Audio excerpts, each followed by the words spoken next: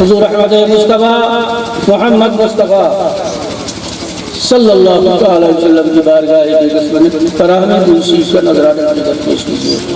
اللہم صلی علی سیدنا نبینا مولانا محمد وعلی آلہ واصحابہ وسلم۔ صلو علیہ السلام علیہ یا رسول اللہ، صلو علیہ السلام علیہ یا حبیب اللہ۔ بآواز بلند دوسری پڑھیے، سب لوگ پڑھیں مل مل کر کے۔ اللہم صلی علی سیدنا مولانا محمد وعلی آلہ واصحابہ وسلم۔ صلو علیہ السلام علیہ یا رسول اللہ، صلو علیہ السلام علیہ یا حبیب اللہ۔ حضرات، یہ وقت رات کا آخری حصہ، یہ بہت ہی متبرک وقت ہے، دعاؤں کی قبولیت کا وقت ہے، یہ سہانا وقت ہے۔ اس وقت اللہ رب العزت تبارک و تعالیٰ کی بارگاہ سے یہ صدا دی جاتی ہے کوئی مانگنے والا جو اسے عطا کی جائے، تو عطا کی جاتی ہے، تو وہ کتنا خوش نصیب بندہ ہے اس وقت کو، اس گھڑی کو، وقت کو، قدر کو سمجھتی ہوئی بارگاہ رب العزت میں ہاتھ دعا کی اٹھائے۔ یہ وہی وقت ہے کہ اللہ کے نیک بندے، اللہ کے مقرب بندے، اللہ کے محبوب بندے بیدار ہو کر تہجد کی نماز ادا کرتے ہیں، بارگاہ خداوندی میں ہاتھ دعا کی اٹھاتے ہیں، اور اللہ رب العزت تبارک و تعالیٰ ان کی اس دعا کو ضرور قبول فرماتا ہے۔ اللہ رب العزت تبارک و تعالیٰ اگر دعا نہ قبول کرے گا تو پھر ہماری کون سنے گا؟ اللہ رحیم ہے، اللہ کریم ہے، اللہ رحم فرمانے والا ہے، اللہ کرم فرمانے والا ہے۔ رب ذوالجلال کا خود ارشاد ہے، ادعونی استجب لکم، اے میرے بندو مجھ سے مانگو، میری بارگاہ میں دعا کے لیے پھیلاؤ، استجب لکم، میں تمہاری دعاؤں کو سنوں گا، تمہاری دعاؤں کو قبول کروں گا۔ تو حضرات، بہت سارے لوگ آج یہ کہتے ہوئے نظر آتے ہیں ہم دعا کرتے کرتے تو تھک گئے، لیکن دعا قبول ہوتی ہی نہیں ہے نا؟ یہ بات کی نہیں بڑی نا، ایک دم ٹھنڈے آپ لوگ ہیں، بالکل ایک دم سنتے سنتے تھک گئے ساری بات سنے نا۔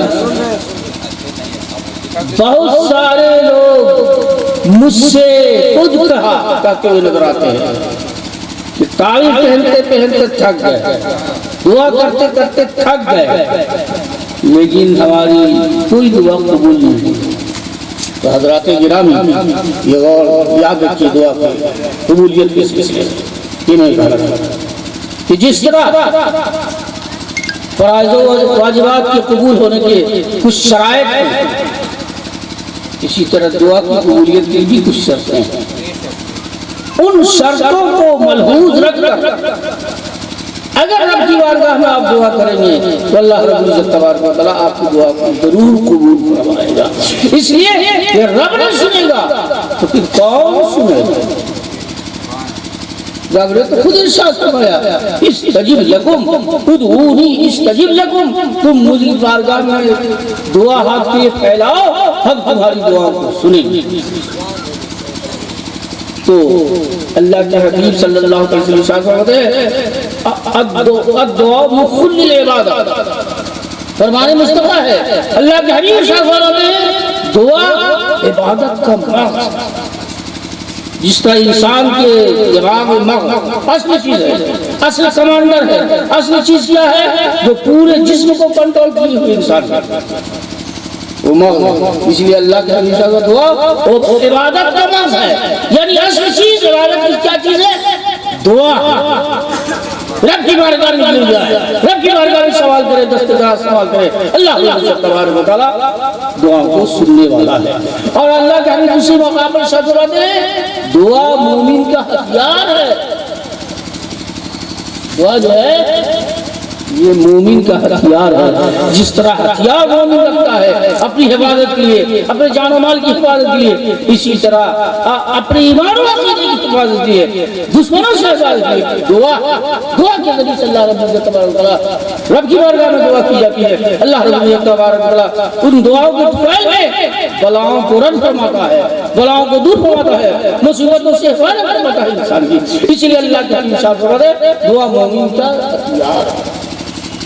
حضرات گرامی، تو جس طرح نماز کی قبولیت کے شرائط میں سے طہارت ہے، وضو ہے اور وقت ہونا ضروری ہے، اسی طرح دعاؤں کی قبولیت کے لیے بھی کچھ شرائط ہیں. ان شرائط کو ملحوظ رکھ کر کے رب کی بارگاہ میں دعا کریں گے تو اللہ رب العزت تبارک و تعالیٰ ضرور آپ کی دعا کو قبول فرمائے گا. ان شرائط کی سب سے پہلی شرط کیا ہے کہ خلوص کے ساتھ، اخلاص کے ساتھ رب کی جانب متوجہ ہو کر پورے توجہ کو دنیا کے ہر خیالات کو سے ہٹ کر کے رب کی جانب متوجہ ہو کر کے رب کی بارگاہ میں دعا کریں گے. اللہ تبارک و تعالیٰ اس کی دعا کو سنیں گے.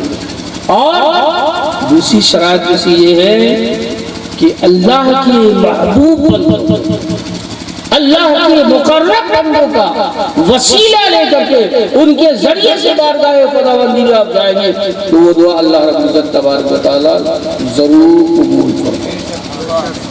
اور دوسری کیا ہے؟ تیسرے شرائط میں سے یہ ہے کہ وقت کا لحاظ، جیسے یہ وقت بہت متواتر ہوتے رات کا کوئی حصہ اور دن کو، مہینے کو، ان مقامات مقدسہ، ان مبارک وقتوں کو ملحوظ رکھ کر کے رب کی بارگاہ میں دعا کریں گے تو اللہ رب العزت تبارک و تعالیٰ آپ کی دعا قبول فرمائے گا. اب سنیے کہ کسی مقرب بندے کا واسطہ اللہ کے حبیب صلی اللہ علیہ وسلم کی بارگاہ میں ایک نابینا صحابی آیا. حدیث کا ملحوظ مفہوم سماعت کیجیے. ایک صحابی جو نابینا تھے، اندھے تھے، آنکھ کی بینائی ان کی ختم ہو گئی تھی، بارگاہ خداوندی میں عرض کیا یا رسول اللہ میں اختیارہ ہو جاؤں، آنکھ والا ہو جاؤں، بینا ہو جاؤں، دنیا کے نظارے کروں، میں دنیا کو دیکھوں، میں میری خواہش یہی ہے، میری تمنا یہی ہے کہ اللہ رب العزت تبارک و تعالیٰ مجھے آنکھ عطا فرما دے، آنکھ میں روشنی مل جائے مجھے. تو اللہ کے حبیب صلی اللہ علیہ وسلم کو ارشاد فرمایا، حضور نے فرمایا میرے واسطے سے، میرے ذریعے سے، میرا واسطہ دے کر کے تم بارگاہ خداوندی میں دعا کرو، اللہ رب العزت تبارک و تعالیٰ تمہیں روشنی مل جائے گی. تو کیا حضور صلی اللہ علیہ وسلم خود اپنے صحابی کو یہ وصیت فرما رہے ہیں، یہ نصیحت فرما رہے ہیں، یہ تعلیم دے رہے ہیں کہ میرے واسطے سے، میرے ذریعے سے، میرا واسطہ دے کر کے بارگاہ خداوندی میں تم دعا کرو، اللہ رب العزت تبارک و تعالیٰ تمہاری دعا کرے. اور حضرات گرامی،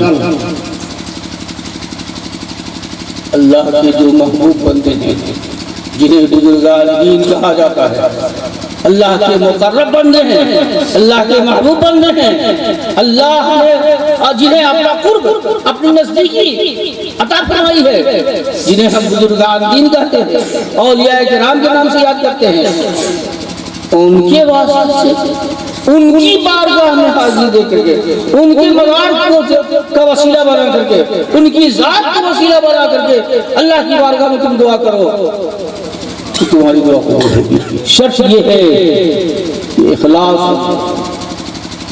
توجہ ہونی چاہیے، پورے توجہ کے ساتھ، پورے اخلاص کے ساتھ، تمام دنیا کے خیالات سے دل کو ہٹا کر کے ان کا تصور کر کے تم بارگاہ خداوندی میں دعا کرو گے، اللہ رب العزت تبارک و تعالیٰ تمہاری دعا کو ضرور قبول کرے گا. چنانچہ ایک کتاب کا میں نے مطالعہ کیا جس کا نام ہے سفر نامہ شہنشاہ اورنگزیب. اس میں ایک واقعہ ایک نابینا کا لکھا ہوا ہے کہ ایک نابینا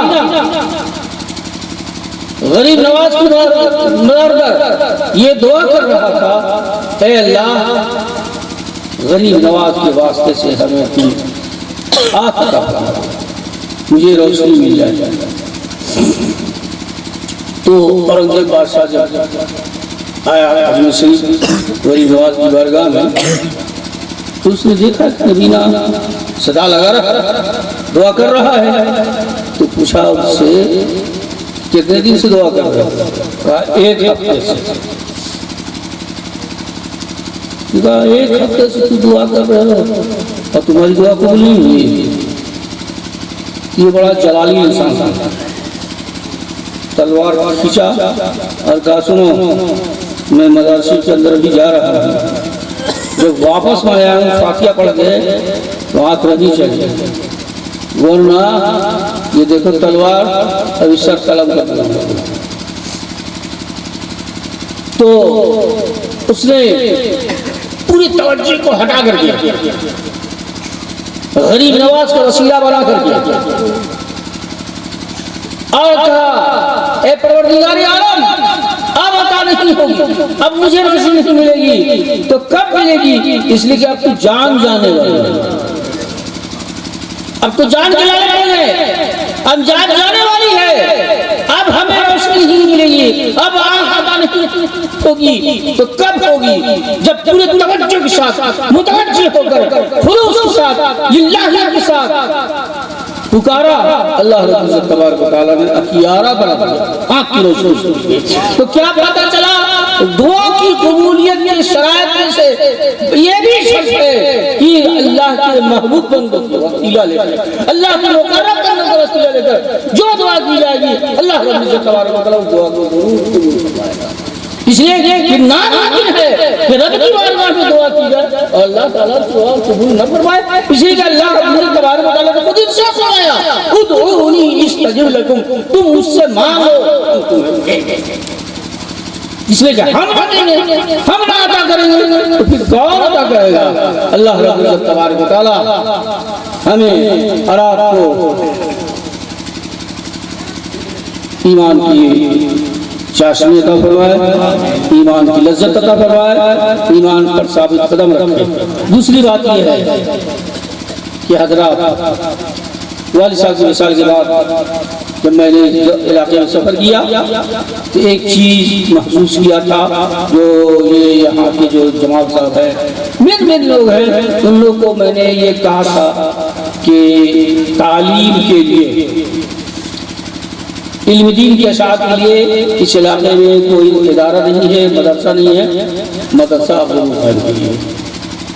بحمدہ تعالیٰ آپ حضرات کی جد و جہد سے، آپ کی کوشش سے مدرسے کا قیام ہو گیا، لیکن ایک بات سے بہت افسوس ہوا کہ مدرسے کا قیام ہوتے ہی مدرس کے آتے ہی پھر آپس میں انتشار میں اختلاف ہو گیا۔ تو اب بتائیں آپ کہ جب اختلاف ہوگا، انتشار ہوگا، آپ اس میں آپ لڑ بھڑ جائیے گا تو مدرسہ چلے گا؟ بولیے نا بھائی، علم دین حاصل کرنا ضروری ہے کہ نہیں؟